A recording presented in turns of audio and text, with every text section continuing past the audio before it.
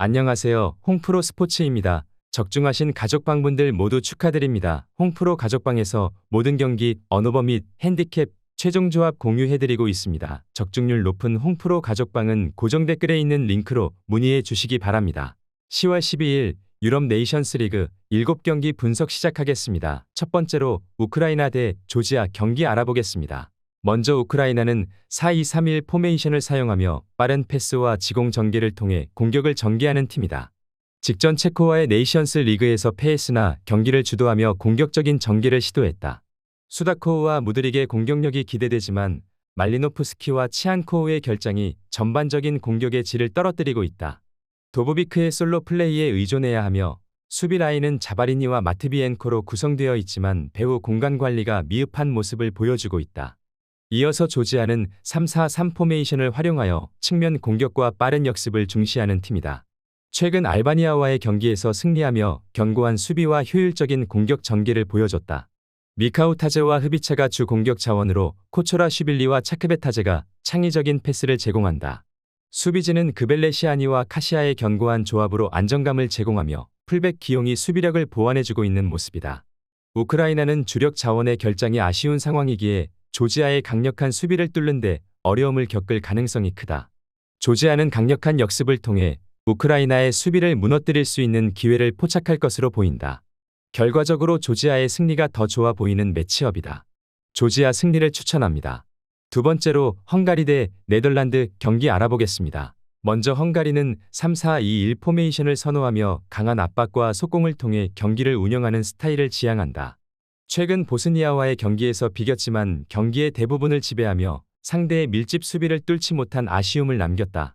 소보슬라이와 살라이가 주도하는 공격 전개는 하지만 바르가의 연계 부족으로 네덜란드의 수비를 상대로 위협적이지 못할 것이다. 수비 라인은 다르다이와 오르반, 보트카로 구성되어 견고함을 자랑하지만 공격 전개에서의 불안감이 여전히 존재하는 모습이다. 이어서 네덜란드는 4-3-3 포메이션을 통해 공격적인 전술을 구사한다. 독일과의 경기에서 비겼으나 공격적인 플레이를 바탕으로 중요한 승점을 확보했다. 학포와 레인데르스, 시몬스가 이끄는 공격진은 나름의 연계 플레이로 충분히 득점을 기대할 수 있다. 다만 아케의 부상으로 인한 공백이 있지만 반다이크와 더 리으트의 수비 라인은 여전히 강력하다. 헝가리의 단순한 공격 전개를 효과적으로 차단할 수 있는 전력이 마련되어 있다.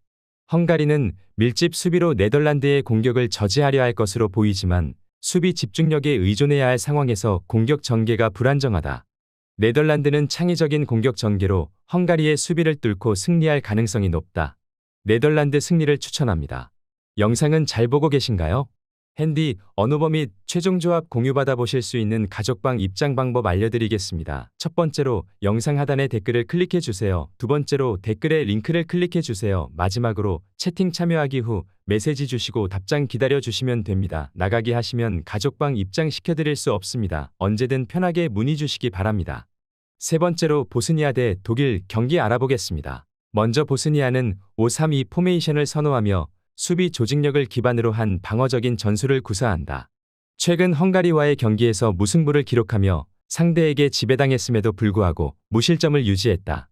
제코와 데미로비치가 제공권을 활용한 공격을 시도할 예정이나 주전 자원인 팔루메츠의 결장으로 공격력은 약해졌다. 특히 젊은 선수인 바이락타레비치가 독일의 수비를 뚫기에는 역부족일 수 있다. 비카시치, 카티치, 바리시치로 구성된 백스리는 제공권에서 강한 모습을 보여주지만 밀집 수비가 지속적으로 버틸 수 있을지는 의문이다. 이어서 독일은 4-2-3-1 포메이션을 통해 지공 전개를 선호하며 비르츠를 중심으로 공격을 전개할 예정이다.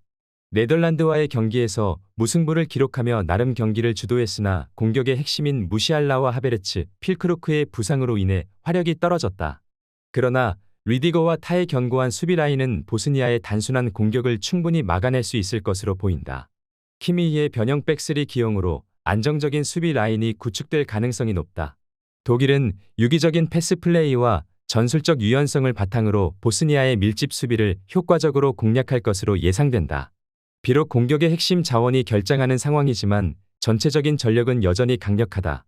보스니아의 수비가 견고하긴 하나 독일의 공격력은 그들을 압도할 가능성이 높다. 독일 승리를 추천합니다. 네 번째로 튀르키예 대 몬테네그로 경기 알아보겠습니다. 먼저 튀르키예는 4-2-3-1 포메이션을 선호하며 강력한 지공 전개와 전방 압박을 전략으로 삼고 있다. 직전 아이슬란드와의 네이션스 리그에서 승리하며 공격의 체급 차이를 확실히 드러냈다. 악투르콜루와 귤러가 주축이 되어 공격을 이끌며 차라놀루의 창의성과 일디즈의 연계가 득점에 기여할 것으로 예상된다. 수비진에서는 바르닥치와 데미랄의 조합이 안정감을 제공할 수 있을 것으로 보인다. 이어서 몬테네그로는 4-2-3-1 포메이션을 사용하지만 공격 전개가 원활하지 않은 상태다. 직전 웨일즈전에서 패하며 주도권을 잃었고 요베티치가 공격의 중심이지만 전방에서 고립될 위험이 크다. 크레스토비치와 무고사는 현재 불안정한 상태로 튀르키예의 강력한 공격을 저지하기 어려울 것으로 보인다. 수비에서는 사비치의 결장이 치명적이며 시피시치와 루제비치의 조합이 효과적이지 못할 것으로 보인다. 튀르키예는 공격과 수비 모두에서 우위를 점하고 있어 몬테네그로를 상대로 승리할 가능성이 높은 게 사실이다. 공격 전개가 유기적이고 창의적인 만큼 불안한 몬테네그로의 수비를 상대로 대승을 기대할 수 있다. 튀르키예 승리를 추천합니다. 영상은 잘 보고 계신가요? 핸디, 언어버 및 최종 조합 공유받아 보실 수 있는 가족방 입장 방법 알려드리겠습니다. 첫 번째로 영상 하단에 댓글을 클릭해 주세요. 두 번째로 댓글에 링크를 클릭해 주세요. 마지막으로 채팅 참여하기 후 메시지 주시고 답장 기다려 주시면 됩니다. 나가기 하시면 가족방 입장 시켜드릴 수 없습니다. 언제든 편하게 문의 주시기 바랍니다. 다섯 번째로 체코 대 알바니아 경기 알아보겠습니다.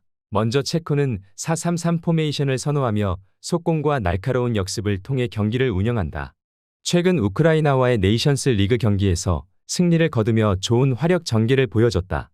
술크와 체르니의 측면 공격이 중심을 이루며 프로보드와 초리의 제공권이 더해지지만 공격 전개가 다소 단순해 대량 득점은 기대하기 어렵다. 수비 라인은 크레이치와 비티크로 구성되며 빠른 발과 제공권을 갖추었지만 완벽한 조화를 이루지 못해 엉성한 위치 선정을 보이고 있다. 이어서 알바니아는 4-2-3-1 포메이션을 활용해 지공 전개를 중심으로 하는 팀이다. 조지아와의 경기에서 패하며 공격의 부재를 드러냈다. 호사와 바이람이 아사니가 공격의 중심이지만 주포인 마나이와 브로야의 결장으로 공격력이 크게 위축되었다. 수비 라인은 쿰블라와 이스마일리로 구성되어 안정성을 보여주지만 체코의 단순한 공격 전개를 상대로 과연 얼마나 저지할 수 있을지는 의문이다. 체코는 속공과 안정된 수비를 바탕으로 승리를 하는 전략을 취할 것으로 보인다. 알바니아는 주력 공격 자원의 결장이 아쉬운 상황에서 체코의 밀집 수비를 뚫어내는 것에 어려움이 따를 것으로 보인다. 결국 양 팀의 공격 전개가 단순하여 지루한 무승부가 예상되는 매치업이다. 무승부를 추천합니다.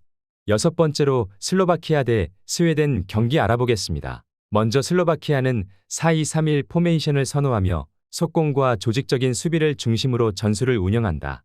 직전 아제르바이잔과의 네이션스 리그에서 승리하며 공격 전개가 개선된 모습을 보였다.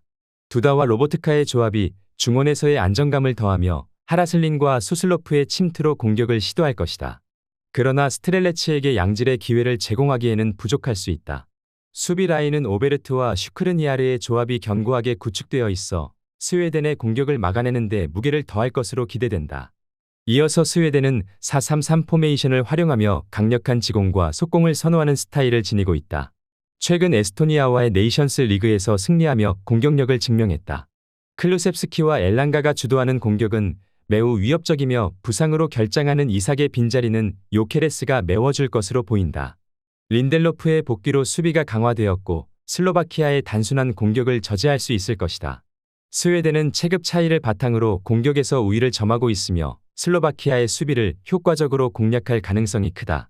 슬로바키아는 공격 전개가 단순해 스웨덴의 견고한 수비를 뚫기 어려울 것이다. 스웨덴 승리를 추천합니다. 영상은 잘 보고 계신가요? 핸디, 언어버 및 최종 조합 공유받아 보실 수 있는 가족방 입장 방법 알려드리겠습니다. 첫 번째로 영상 하단에 댓글을 클릭해 주세요. 두 번째로 댓글에 링크를 클릭해 주세요. 마지막으로 채팅 참여하기 후 메시지 주시고 답장 기다려 주시면 됩니다. 나가기 하시면 가족방 입장 시켜드릴 수 없습니다. 언제든 편하게 문의 주시기 바랍니다. 일곱 번째로 아이슬란드 대 웨일스 경기 알아보겠습니다. 먼저 아이슬란드는 4-3-3 포메이션을 선호하며 속공을 통한 공격 전개를 기본으로 삼고 있다. 직전 튀르키예와의 네이션스 리그에서 패하며 수비 불안을 드러냈다. 구드문드손과 시고드르손이 핵심 공격 자원이나 젊은 선수들인 안데르손과 구드욘센의 성장은 기대에 미치지 못하고 있다. 수비진은 헤르만손과 그레타르손이 함께하며 제공권에서 강점을 보여주지만 웨일즈를 상대로도 대량 실점은 피할 수 있을 것으로 보인다. 이어서 웨일스는 3-4-3 포메이션을 통해 안정적인 수비와 빠른 역습을 전개하는 팀이다. 최근 몬테네그로와의 경기에서 승리하며 수비 조직력을 입증했다. 윌슨과 존슨의 윙어들이 중심이 되지만 무어의 제공권에 의존하는 공격 구조가 다소 단조롭다. 데이비스와 로돈, 메팜으로 구성된 수비 라인은 아이슬란드의 공격을 효과적으로 저지할 수 있는 경험을 갖추고 있다. 웨일즈는 안정적인 수비와 조직력을 바탕으로 아이슬란드를 상대로 우세를 점할 가능성이 커 보이는 상황이다. 아이슬란드의 젊은 공격 자원들이 성과를 내지 못하고 있는 모습을 보이기에 웨일즈의 수비진이 이를 충분히 감당할 것으로 보인다. 무승부를 추천합니다.